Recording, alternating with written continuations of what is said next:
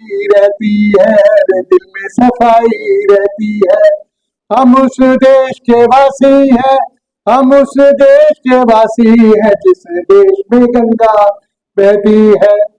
हमारे देश का पुराना सनातन इतिहास, पता नहीं सदियों पहले कब सनातन धर्म शुरू हुआ और कब ये पृथ्वी पर जो भारतवर्ष का अखंड साम्राज्य शुरू हुआ, इसकी किसी के पास कोई तिथि कोई किंवदंती नहीं है कब ऐसा शुरू हुआ। लेकिन आज हम बड़े गौरव के साथ कह सकते हैं कि हिंदुस्तान वीरों का देश, ऋषियों का देश और अपने उन महान जो हमारे आदर्श रहे उनको जीवित अपने जीवन में जीने वाला देश रहा। भगवान राम की मर्यादा हो, भगवान कृष्ण का जो अवतरण हो इस धरती पर। अब बात करते हैं आजादी की लड़ाई की, तो इसमें हमने देखा महारानी लक्ष्मीबाई, वो महान वीरांगना जिसने अपने पति को खो दिया लेकिन अंग्रेजों के सामने डटकर खड़ी हुई। कहते हैं कि आजादी की लड़ाई की पहले वो शुरुआत जो बड़े एक अच्छे ढंग से जो अंग्रेजों को मुंह तोड़ जवाब देने के रूप में महारानी लक्ष्मीबाई ने की थी। मंगल पांडे ने उस परंपरा को आगे बढ़ाया।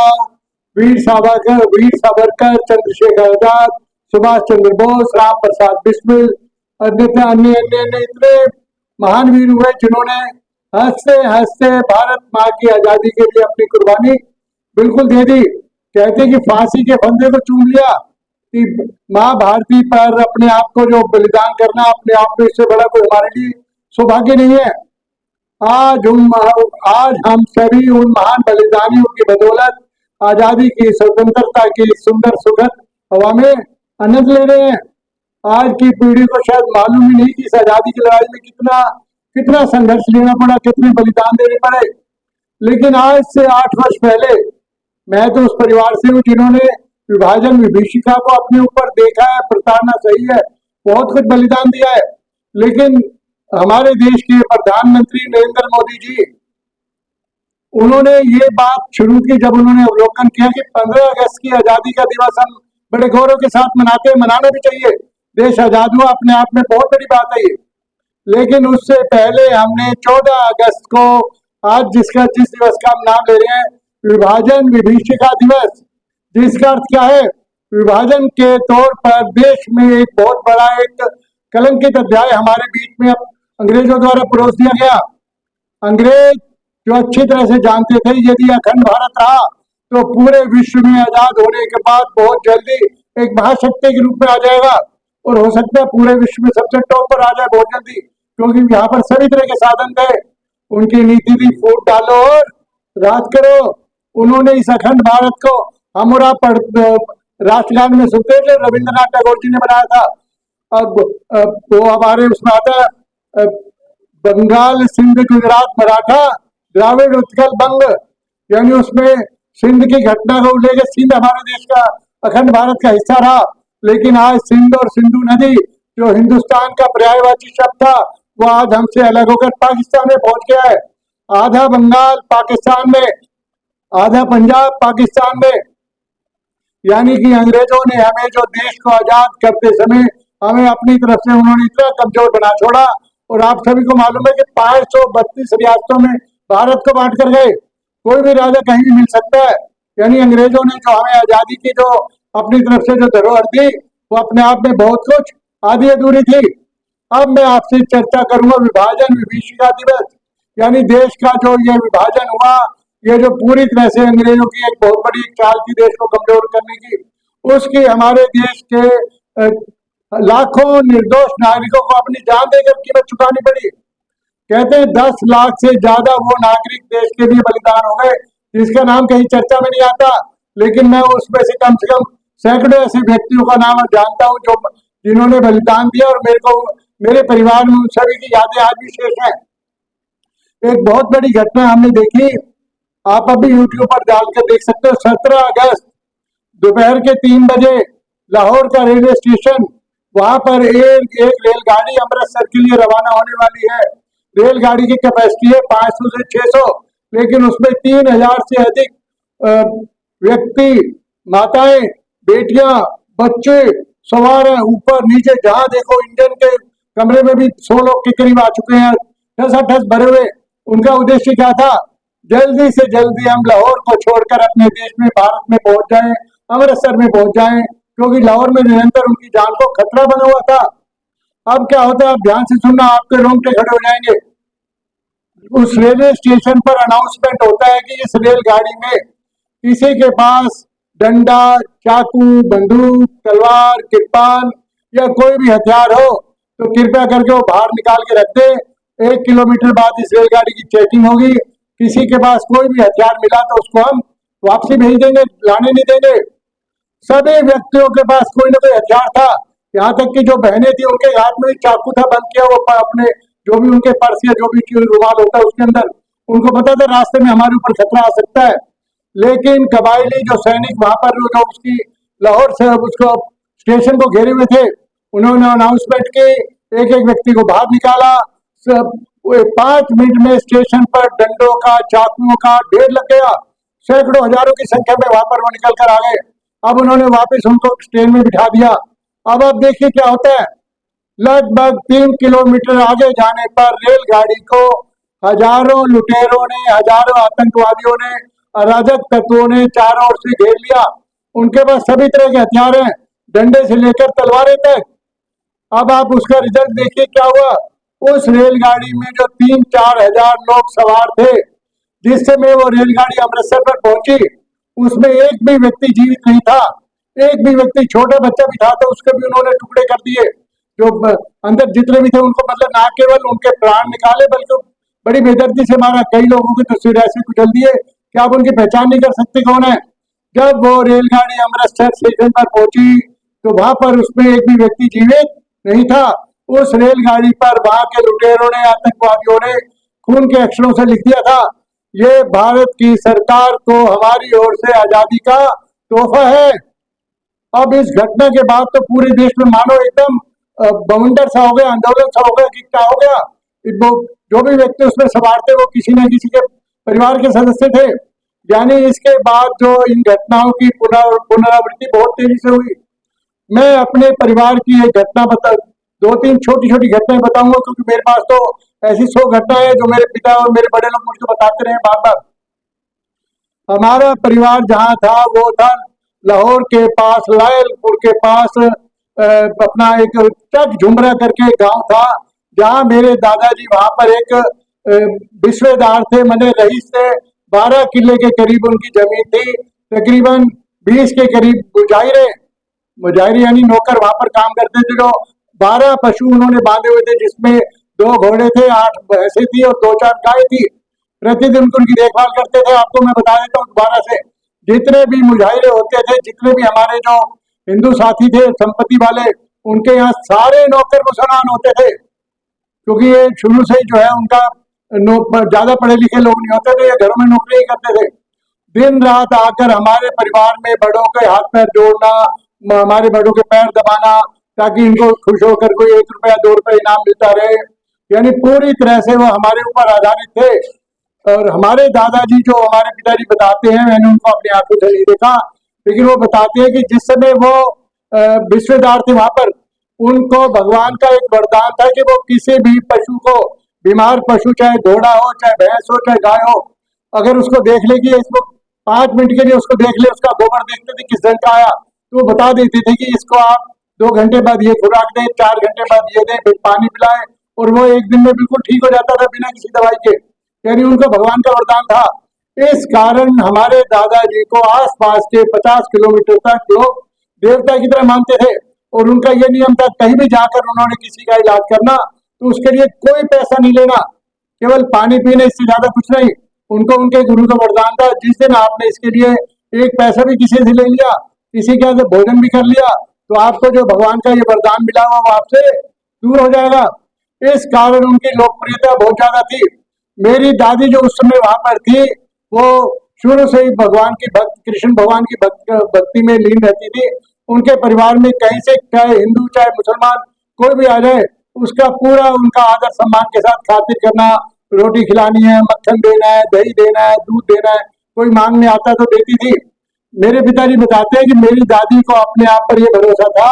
वो बार बार, मेरे पिताजी और 5 भाई थे, वो कहती थी कि जिस समय मेरी मृत्यु होगी ना, आप देखना हजारों लोग आएंगे मेरी याद पर, यहाँ इकट्ठा होंगे, आपको संभालना मुश्किल हो जाएगा। क्योंकि उनको लगता था मेरा स्वभाव अच्छा है, तो लोग मेरे पास मेरे परिवार में मेरे बाद अफसोस करने तो आएंगे ही आएंगे, लेकिन जो विधि का विधान है वो अटल है, उसको कोई नहीं बदल सकता। इसी तरह 15 अगस्त से पहले 14 अगस्त को विभाजन की बात आई, वही लोग जो हमारे घरों में नौकरियां करते थे, वही लोग जो हमारे सामने हाथ जोड़कर खड़े होते थे, वही लोग इकट्ठे होकर आए हमारे दादाजी और परिवार के सामने। शाह जी, हमने आपका नमक खाया है, आपकी जान को हम बख्श रहे हैं। अगर आप अपनी सलामती चाहते हो तो यहाँ से बिना कुछ लिए खाली हाथ निकल जाने का तो अवसर देते हैं। यहाँ से आपने भी सोना चांदी या कोई पैसा ले जाने की कोशिश की तो हमारी कोई गलती नहीं होगी, हम आपको जान से मार देंगे। अब हमारे दादाजी और पूरा परिवार सोच रहा है कि ये एक दिन पहले तक तो हमारे सामने जी हजूरी करते थे, हाथ जोड़ते थे, हमसे रहमत की भीख मांगते थे, और आज वो क्या कह रहे हैं, 1 मिनट में जरा सही वो आते कि विभाजन हो गया, भारत देश जा आपको भारत छोड़कर जाना पड़े, ये जगह छोड़कर अपने देश में जाना होगा। और एक शर्त और थी उनकी, या तो आप यहाँ रहना चाहते हो तो इस्लाम धर्म कबूल कर लो, या फिर यहाँ से अपने देश में चले जाओ। उन्होंने कहा अपना हमारा धर्म हमें अपनी जान से भी प्यारा है। अपने धर्म की हिफाजत के लिए हमारे परिवार के लोग जैसे तैसे करके टोलियों में निकलते हुए अपने धीरे धीरे अमृतसर की ओर बढ़ने लगे। रेलगाड़ी के साधन सभी के लिए सुलभ नहीं थे, इसलिए जैसे जिसको मौका मिलता था टोलियों में वो निकल पड़ता था। 2 या 3 दिन हो गए उन्हें अपने घर से सफर करते हुए। रास्ते में हमारी दादी जो थी उस समय, उनकी तबीयत खराब हो गई, बहुत तेज बुखार हुआ, बदन जलने लगा, दवाई देने का कोई साधन नहीं, कुछ नहीं था, पानी पीने को नहीं था उनके पास। और मैं आपको बड़े दुख के साथ ये बताता हूँ कि वहां रात के वीराने में 11-12 बजे मेरी दादी ने उस वीरान स्थान पर प्राण छोड़ दिया, जहाँ उनके पास 2 बेटे थे और एक हमारे दादाजी थे, चौथा बंदा नहीं था उनके पास, परिवार का भी बंदा नहीं था। और हमारे पिताजी बताते हैं वहां पर तुरंत आसपास में लकड़ी कबाड़ जो भी दिखा, गई घास फूस सूखा दिखा, वही तुरंत उनको लेकर उनका संस्कार कर दिया। जिस दादी ने कहा था कि मेरे हजारों लोग आएंगे, वहां पर एक व्यक्ति उनके लिए संवेदना व्यक्त करने वाला नहीं था। जैसे तैसे करके उन्होंने आग जलाई, कुछ कैरोसिन जलाया, जो होता है ना मिट्टी का तेल जिसे कहते हैं, ताकि इसका पूरा शरीर ठीक से जल जाए, बीच में बाद में अधूरापन ना रहे। हमारे हिंदू धर्म में ऐसा मानते हैं। मतलब देखिए कि विधि की विडंबना, जो व्यक्ति अपने आप में 2 दिन पहले वहां का राजा था, एक खुशहाल जिंदगी जी रहा था उस स्थान पर, ये नहीं आज से पता नहीं कितने वर्षों से उनका परिवार पीढ़ी दर पीढ़ी वहां पर चला रहा था, लेकिन एक छोटे से विभाजन के काल ने उनके जीवन को बिल्कुल बेदखल कर दिया। एक छोटी सी घटना मैं और बताऊंगा। हमारे परिवार में हमारे पिताजी की बुआ के रिश्ते में लगते थे, उनके परिवार में 16 साल और 22 साल की 2 बेटियां थी, बेटा नहीं था उनको। उनकी पत्नी थी, उसकी उम्र लगभग उस समय 44 वर्ष थी। उन्होंने देखा कि रास्ते में महिलाओं को बहुत बुरी तरह से प्रताड़ित करते हैं आतंकवादी। ये जो अराजक तत्व है, महिलाओं की इतनी दुर्गति कर देती है कि उसकी कल्पना करना भी अपने आप में दूसरा है। उन दोनों बेटियों ने कहा अपने पिताजी को, पिताजी आप तलवार से हमारी गर्दन काट दे, वरना हमारा बहुत बुरा हाल होगा, जो आप उसको सुन और समझ भी नहीं पाएंगे।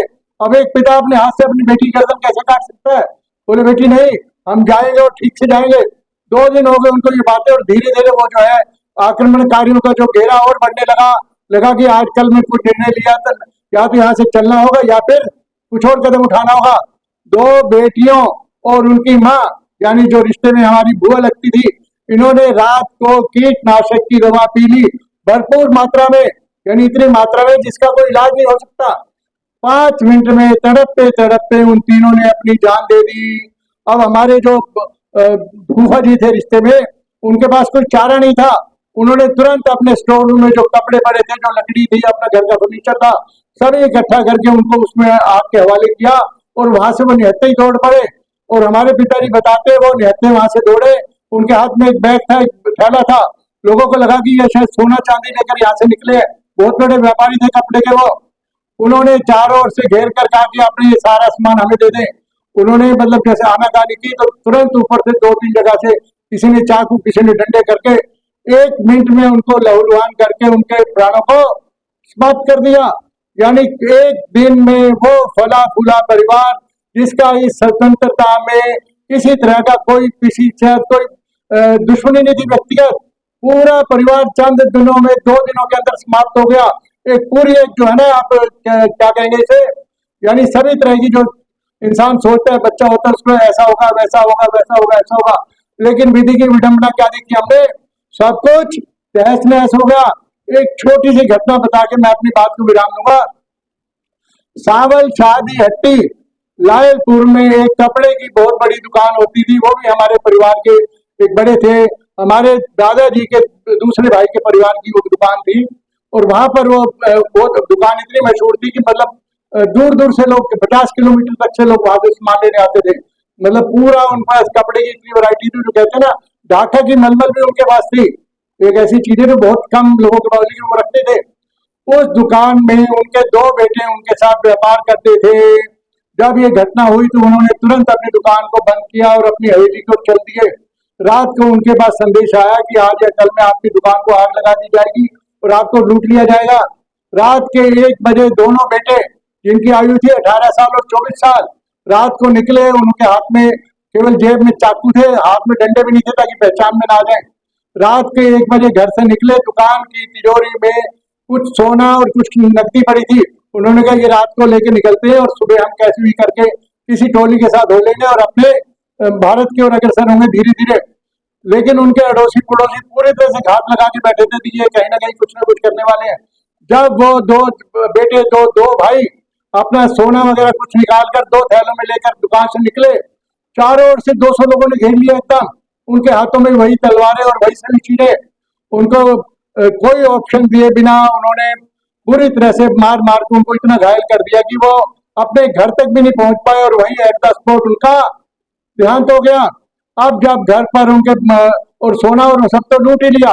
अब जब घर पर आकर उनके माता जी को पता लगा, वो उनकी आयु उस समय लगभग थी 62 वर्ष, सुनते ही मेरे दोनों बेटे मारे। खड़ी खड़ी वो अपने यूं बेहोश हुई और उसके पिता अपने पति की गोद में झूल गई तुरंत। आप जानते हैं हमारे अंदर एक ममता का रिश्ता सभी में है। हम सभी आपस में परिवार से जुड़े हुए हैं। परिवार में किसी को भी कुछ होता है तो हमारे को उसकी चोट लगती है, अंदर तक चोट लगती है। उसी समय चले गए और वो जो घर के परिवार के एक ही व्यक्ति बचे, जब वो बाहर निकलने लगे तो हमारे पिताजी बड़े दुख के साथ बताते हैं कि उनके घर को चारों ओर से घेर कर आग लगा दी गई और वो व्यक्ति जो परिवार का मालिक था वो भी उसके अंदर जलकर समाप्त हो गया। कोई उसके लिए सुनने वाला नहीं, देखने वाला नहीं।